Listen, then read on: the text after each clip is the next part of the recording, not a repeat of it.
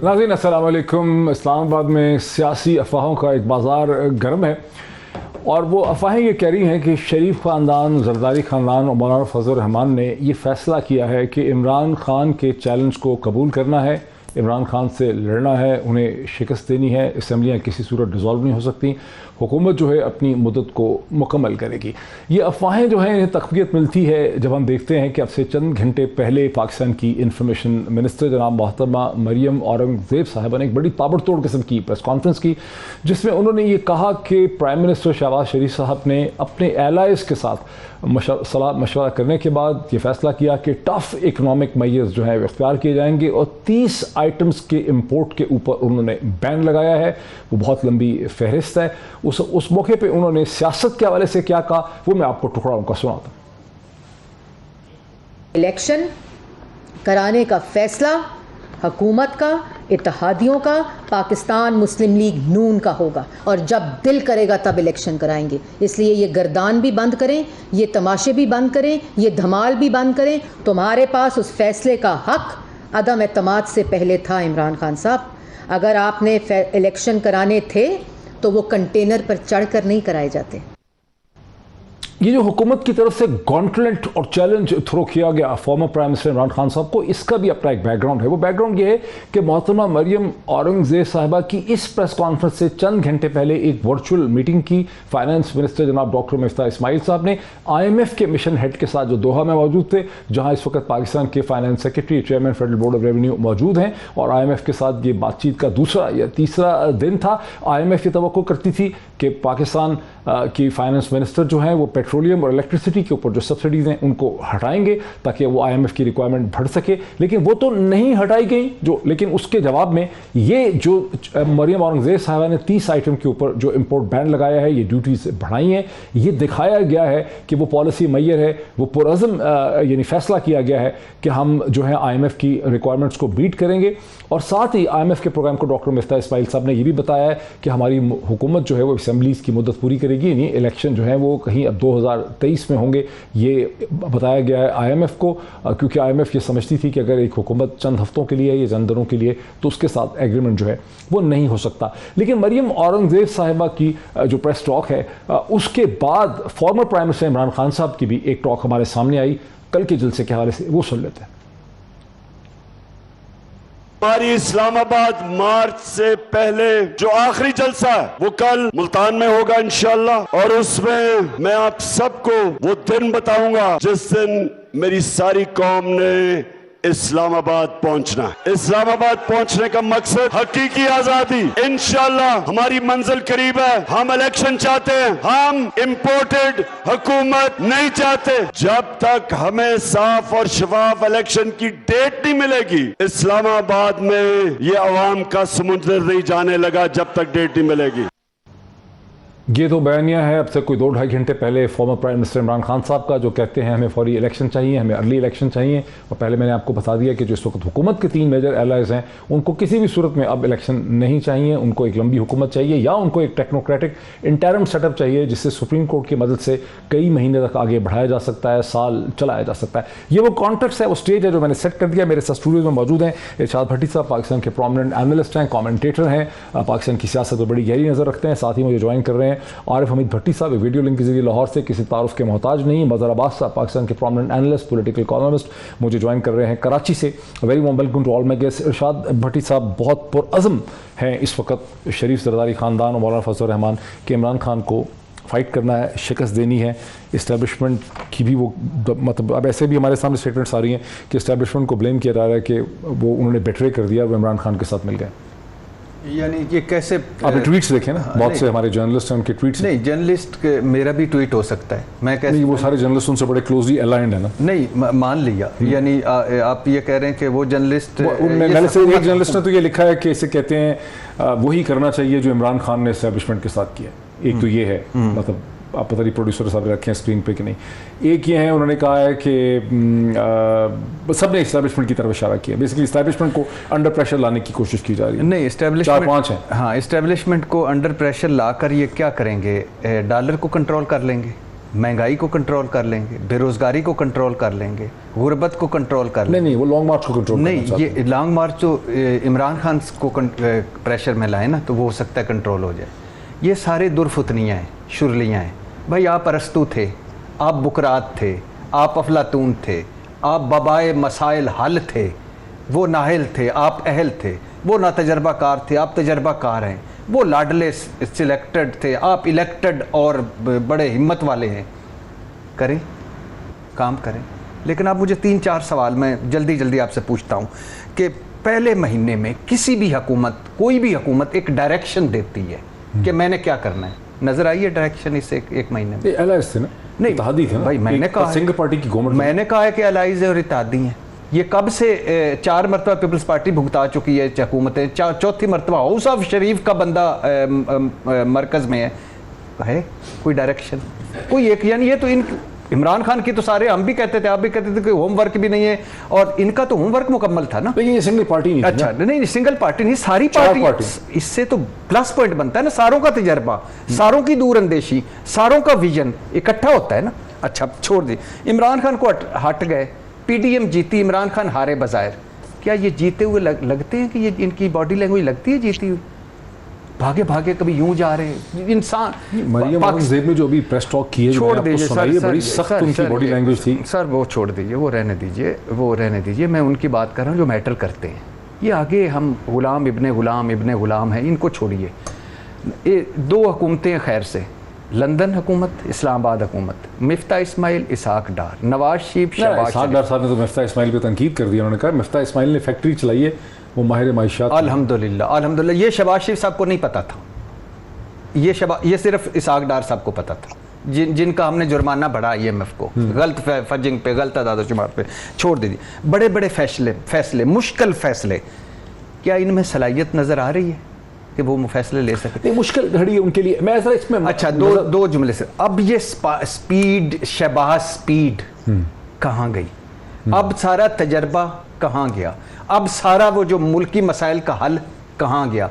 हम आएंगे, डॉलर वैसे, लोड शेडिंग वैसे, सारा कुछ वैसे। आप नहीं समझ रहे कि ये जो डिटर्मिनेशन का मुजाहरा किया 48 घंटे के 16 मशवरे के बाद, इस पे ये स्टैंड करेंगे? आपको क्या लगता है? सर ये लग इस तरह रहा है कि इमरान खान के हाथ में डंडा है। हाँ। ये आगे आगे भाग रहे हैं, जो आहिस्ता होता है पीछे से डंडा मारता है, वो आगे निकल जाते हैं। और इन सारों का हल, वाहिद हल है फ्रेश मैंडेट। अच्छा, इंतखाबात। मज़हर अब्बास साहब, इरशाद भट्टी साहब तो समझते हैं कि अब इसका हल फ्रेश मैंडेट है, इलेक्शन है। और मैंने देखा कि आज अखबार में जो अपना इदारिया लिखा, उसमें भी शहबाज शरीफ हुकूमत को ये एडवाइस किया कि अगर आपको टफ इकनॉमिक मेजर्स आप करेंगे, एंटी पॉपुलस मेजर करेंगे, तो उसकी कीमत आपको सियासी तौर पे अगले साल भी जाकर चुकानी पड़ेगी।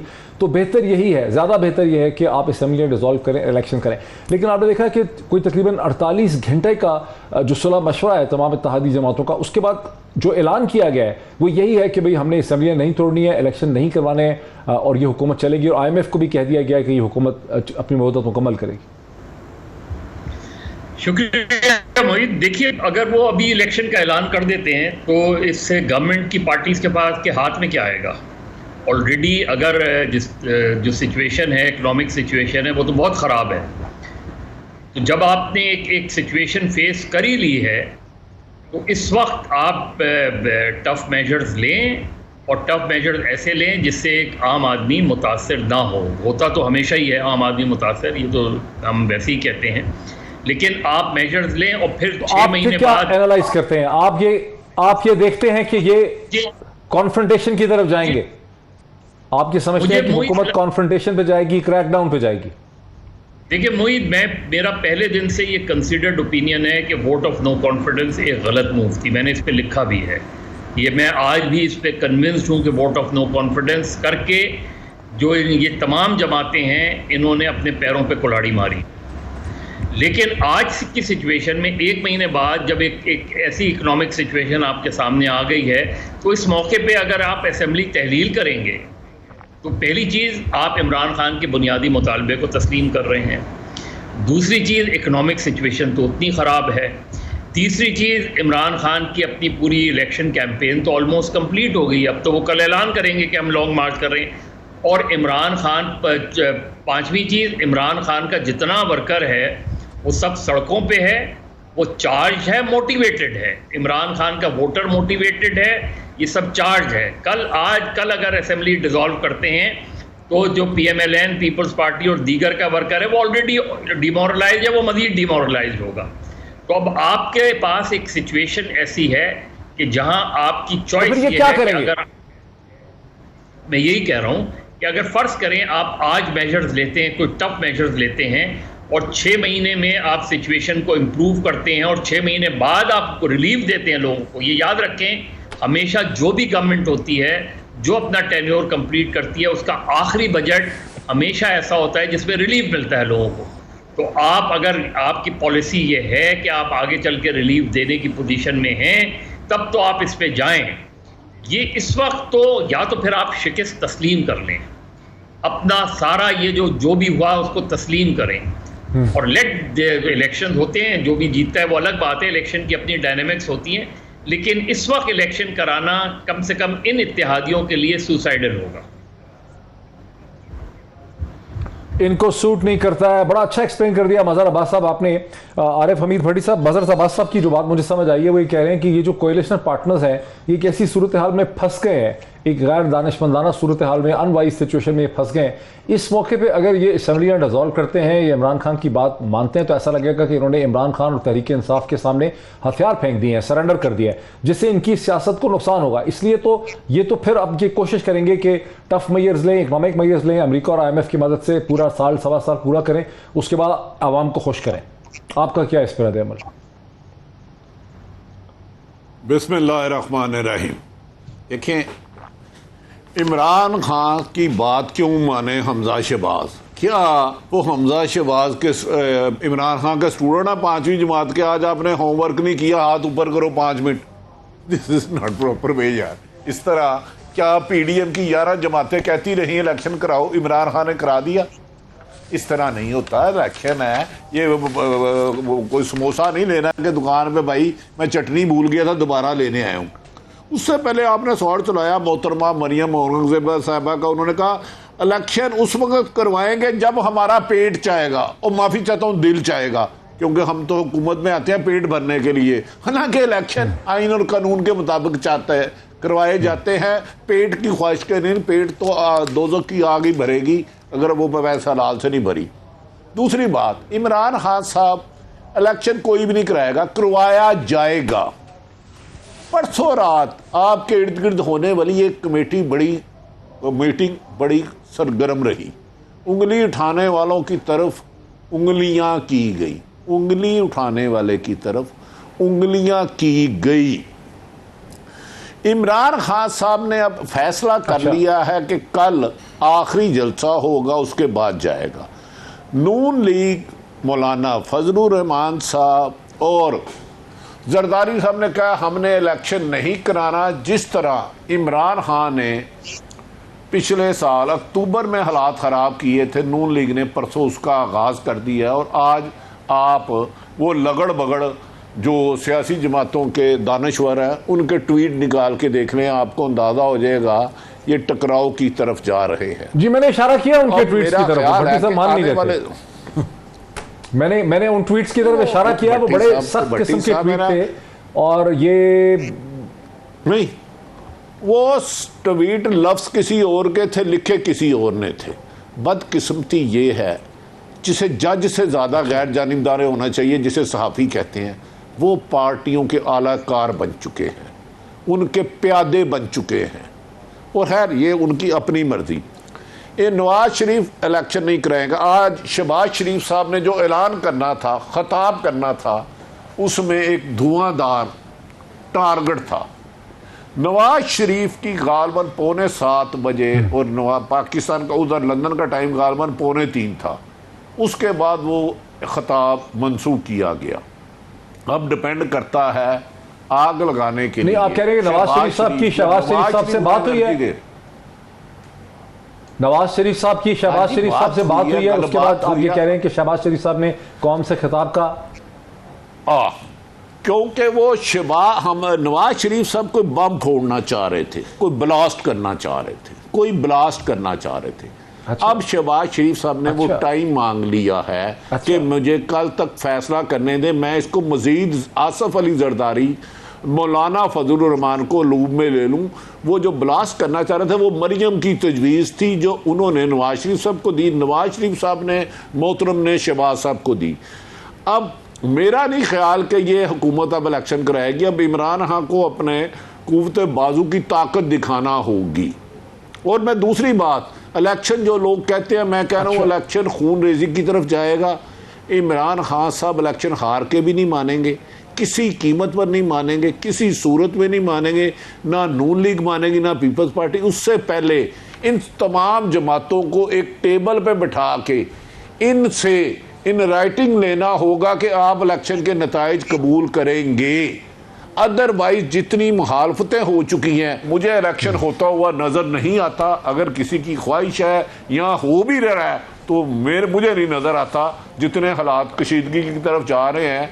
आज देखे ना, कल सुप्रीम कोर्ट ने हुक्म दिया कि लोटो का वोट नहीं होगा।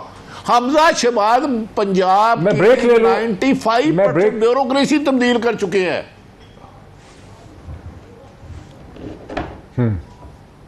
बिल्कुल सही है, आपने बिल्कुल सही कहा। मैं एक ब्रेक ले लूं।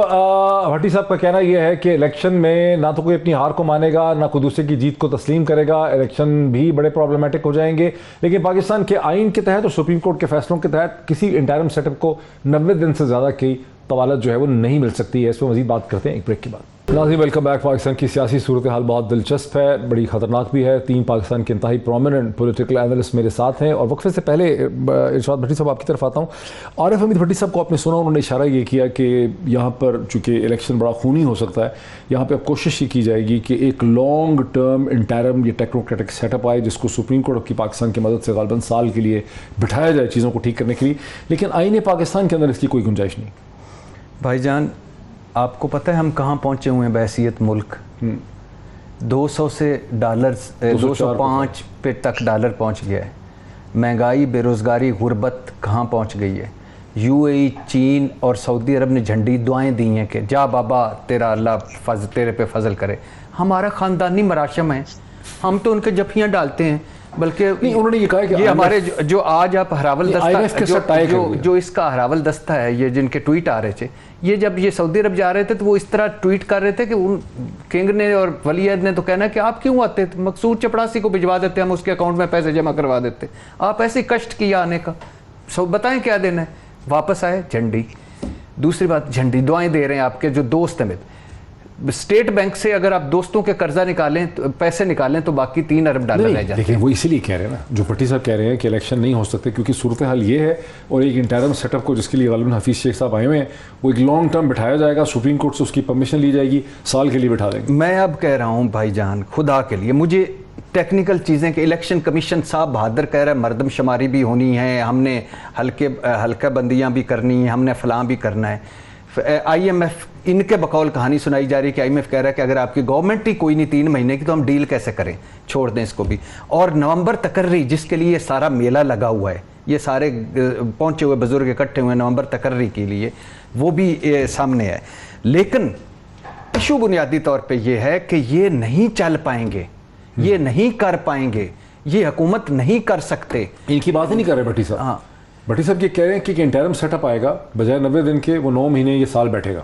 मैं कह रहा हूँ कि बहुत अच्छा है। अगर श्रीलंका, मैं माजरत के साथ सारे जमहूरियत पसंदों से, श्रीलंका इस हाल को क्यों पहुँचा? अपोजिशन और हुकूमत लड़ी जा रही थी और जो उनकी आर्मी थी या उनकी एस्टेब्लिशमेंट थी वो गैर पॉलिटिकल होकर साइड पे बैठी हुई, न्यूट्रल हो गई थी। और उसमें फिर फाइनली 3rd फ्लोर से PM को आवाम से रेस्क्यू किसने किया? फौज ने। श्रीलंका में आज क्या होगा है, वहां लंबी लंबी कतार। तो आप ये कह रहे हैं खुदा के लिए ये मैं सबसे पहले तो सर मैं भूल जाऊं, सुप्रीम कोर्ट साहब का शुक्रिया, चीफ जस्टिस साहब का शुक्रिया और जस्टिस मुज़ाहिर अली अकबर नकवी साहब मुज़ाहिर अली अकबर नकवी साहब का शुक्रिया कि उन्होंने आल बचाओ, माल बचाओ और खाल बचाओ के आगे बंद बांधा। तो अब इशू ये है कि सर अदलिया बैठे, फौज बैठे, सारे बैठे, ये खुदा के लिए मुल्क तो जा ही जा रहा है। हम तसादम खौफनाक, मैं आरिफ हमीद भट्टी साहब की बात को सेकंड करता हूं, हम खौफनाक तसादम की तरफ जा रहे हैं। हम बहुत, यानी कोई बड़े बैठे, मैं ये नहीं चाहता कि वो आके सियासत में हिस्सा लें और पूरा कवर कर लें, और इन सियासतदानों को ही करना चाहिए, मगर हमारी सूरत एक्चुअल पता क्या है? आप सपोर्ट कर रहे हैं वजीर आजम सुप्रीम कोर्ट, वजीर आला हाई कोर्ट, और काश ये सुप्रीम कोर्ट वाले जो इन्होंने लोटे वाला रोकने वाला, 2 जुमले आखिर में, लोटों के रोकने वाला फैसला दिया है, उस वक्त दे देते जब जरूरत थी, तो आज सूरत मुख्तलिफ होती। और काश ये जो आल बचाओ माल बचाओ वाला ये जो बंद है, ये जब मुलजम और मुजरम ओथ ले रहे थे उस वक्त कुछ कर देते तो आज ये इससे बच जाते। आरिफ हमीद भट्टी साहब, क्या ये हो सकता है कि सियासतदानों में और सियासी जमातों में जो 3 या 4 बड़ी सियासी जमातें हैं, इनके दरमियान कोई कंसेंसस जो है वो डेवलप कर जाए कि पाकिस्तान के इकोनॉमिक चैलेंजेस का क्या करना है? बिकॉज मुश्किल फैसले तो कर रही हैं, कोई ऐसे मुश्किल फैसले हों जिसको चारों बड़ी सियासी जमातें, जिसमें तहरीक इंसाफ है, PMLN है, PPP है, MQM है, ये मिलकर उसको सपोर्ट करें। डॉक्टर साहब, नहायत अदब एहतराम से मुझे एक आधा मिनट चाहिए।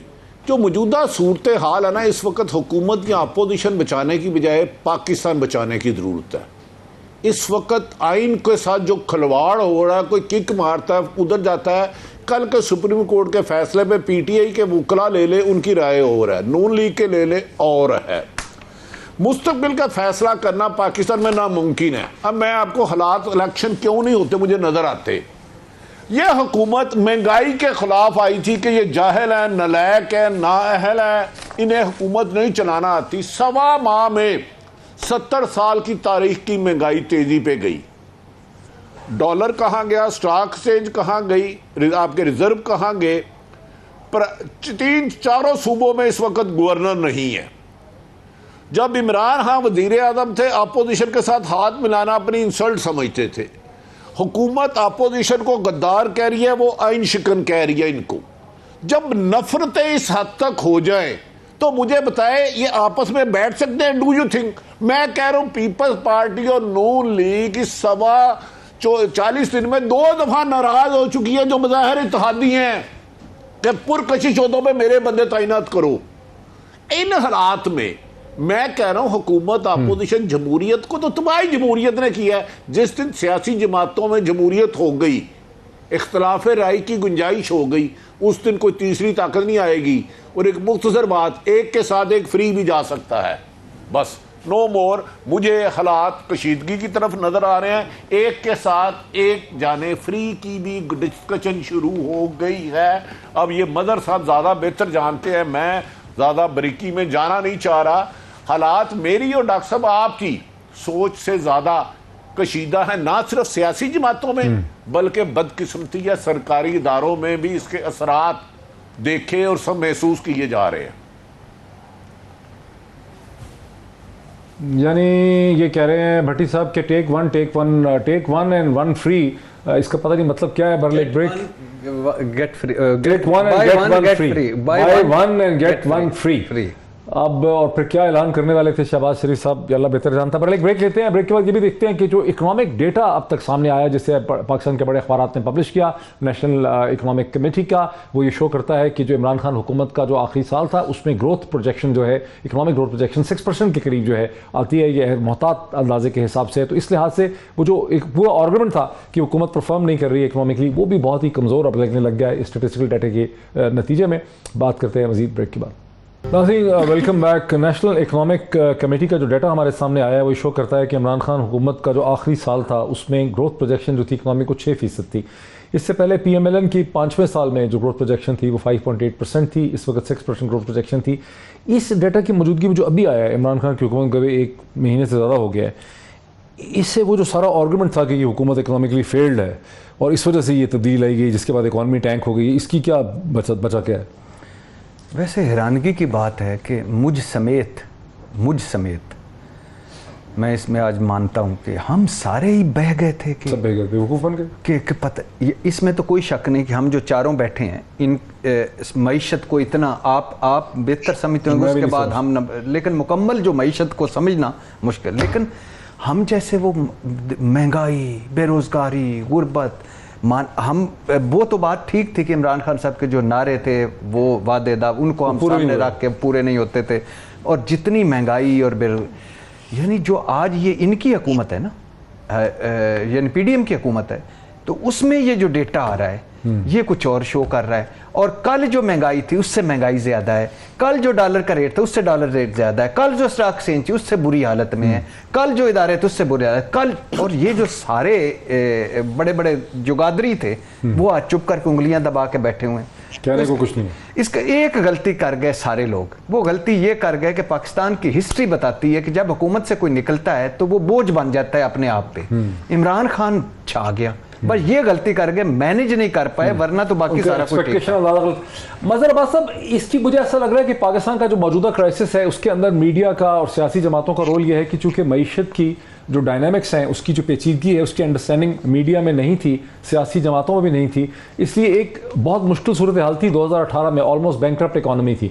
उसके लिए जो मैयर उस वक्त हुकूमत की है इमरान खान हुकूमत ने, उसके आहिस्ता आहिस्ता रिजल्ट्स आने थे, फिर पेंडेमिक हो गया और हम एक जो बयानिया बनाया गया कि आलू महंगे हैं, टमाटर महंगे हैं, वो सब कुछ है, उसमें उस हुकूमत को इन दी एंड उसको आर्गुमेंट को इस्तेमाल किया गया हुकूमत को गिराने के लिए। अब जो डेटा सामने आ रहा है, हुकूमत को गए हुए 1 महीना हो गया, अब जो डेटा ग्रोथ का आ रहा है वो 6% ग्रोथ रेट जो है वो प्रोजेक्टेड है। तो यहां तो फिर ऐसा लगता है कि बहुत बड़ा गुनाह हो गया इन सारे प्लेयर्स से जिन सब ने ये रोल प्ले किया हुकूमत को गिराने का, बिकॉज अब ऐसी सूरत हाल पैदा कर दी है जिसका कोई सोल्यूशन नहीं।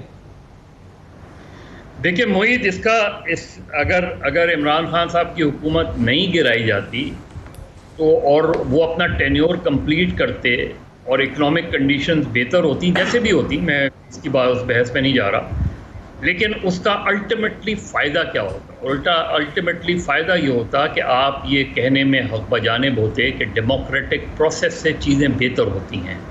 डेमोक्रेटिक एक कंटिन्यूटी जब होती है सिस्टम में, उससे किसी भी हुकूमत को ये कहने का मौका मिलता है कि एक प्रोसेस के नतीजे में, और अगली जब आप ट्रांसफ़र ऑफ पावर होती है तो फिर आप ये कहने में हक बजानिब होते हैं कि देखें डेमोक्रेटिक प्रोसेस के नतीजे में, एक ट्रांजिशन के नतीजे में चीज़ें बेहतर हुई हैं। किसी गवर्नमेंट ने कम परफॉर्मेंस की, किसी ने ज़्यादा परफॉर्मेंस की। ये इतना बड़ा ब्लंडर हुआ है कि ये बात अपनी जगह है कि महंगाई थी, ये बात अपनी जगह है क्योंकि ग्राउंड की महंगाई और होती है, स्टेटिस्टिक की चीज़ें और होती हैं।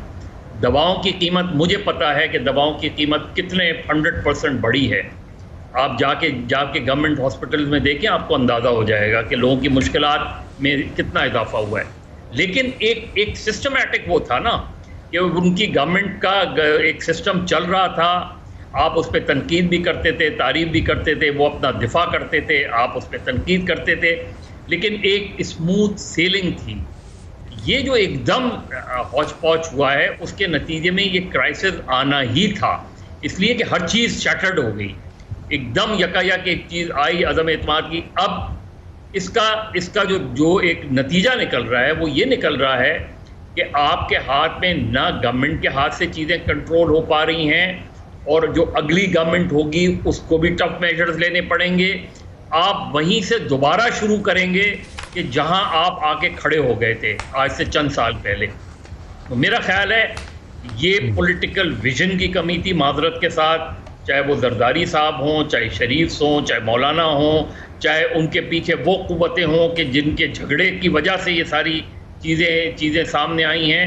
लेकिन एक मेरे एज अ डेमोक्रेट, जो हमेशा से डेमोक्रेसी को सपोर्ट करता हूँ और उस पर स्टैंड करता हूँ, जो हमेशा से सिविलियन सुप्रीमेसी को सपोर्ट करता हूँ और उस पर स्टैंड करता हूँ, ये डेमोक्रेसी को नुकसान हुआ।